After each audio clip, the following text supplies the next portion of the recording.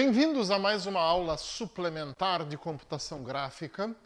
Quando a gente apresentou para vocês lá a rotação em 2D, nós esquecemos de uma coisa importante, né?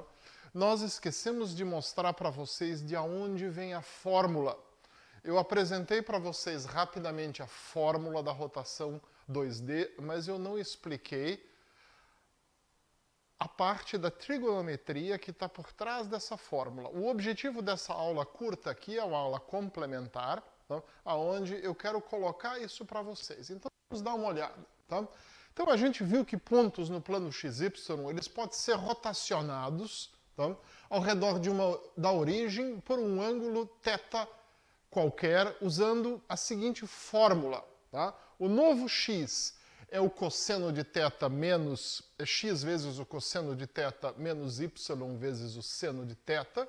E o novo y é x vezes o seno de θ menos y o cosseno de θ. Bom, da onde é que vem essa fórmula? Θ é o ângulo pelo qual a gente rotaciona o objeto. Vamos ver um exemplo aqui nessa figura. Tá?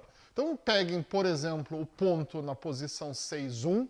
E a gente vai ver o ponto representado por esse vetor aqui, né? Um ponto no espaço é um vetor, na verdade. Então, se eu rotacionar esse ponto de um ângulo de 30 graus, ele vai parar ali em cima, na posição 4, 7, 3, 9. Bom, como é que a gente, então, chega na fórmula para fazer isso daí?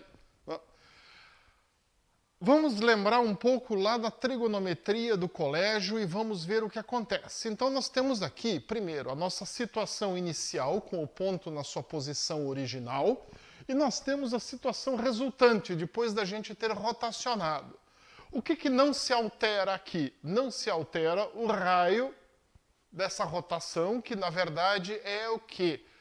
É a hipotenusa de um triângulo retângulo. Então, nós temos o ponto na posição original no triângulo, formando um triângulo retângulo, aonde y vai ser, o valor de y do ponto vai ser a projeção sobre o eixo y e é um dos catetos aqui, e o x vai ser também a projeção sobre o eixo x, que na verdade é o outro cateto. Então, x e y formam catetos, e aqui a gente tem o vetor em si é a hipotenusa desse triângulo. Bom, quando a gente rotacionou, a gente tem a mesma coisa. No nosso caso aqui, o y ficou muito maior e a projeção sobre o eixo x, ela ficou menor.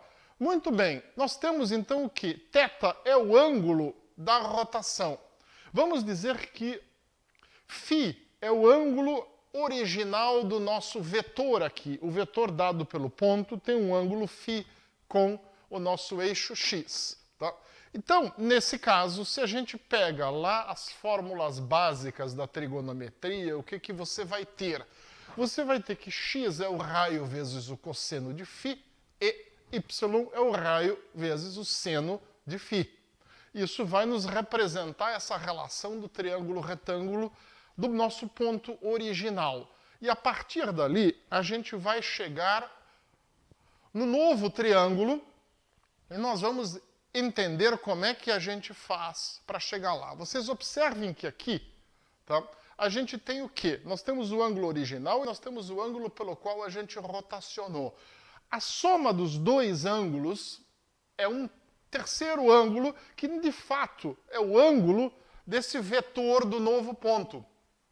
Então, se a gente quer tratar esse novo ponto também como um vértice de um triângulo retângulo, na verdade, o que nós temos que considerar é o quê? Φ mais θ. Então, a gente precisa relacionar φ mais θ ao triângulo simplesmente apenas com φ. Como é que a gente faz isso?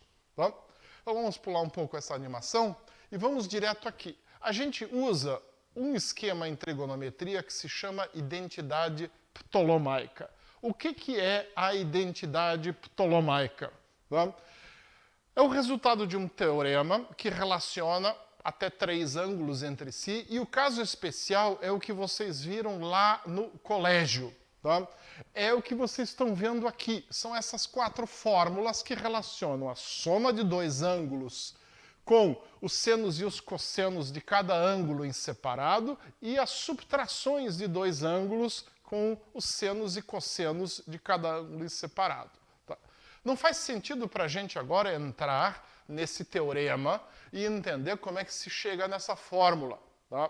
Essa é uma identidade que é usada muito em trigonometria para um monte de coisas e ela serve para nós aqui. Por quê? Dê uma olhada aqui embaixo como é que a gente chegou aqui em 2 fórmulas aonde nós estamos pegando, de fato, a soma dos ângulos. Porque é isso que a gente tem. Se vocês olharem o quadrado cinza aqui, vocês vão ver que, na verdade, esses 2 ângulos são o que nós estamos colocando na fórmula aqui. Tá? O nosso novo x, na verdade, é o quê? Tá?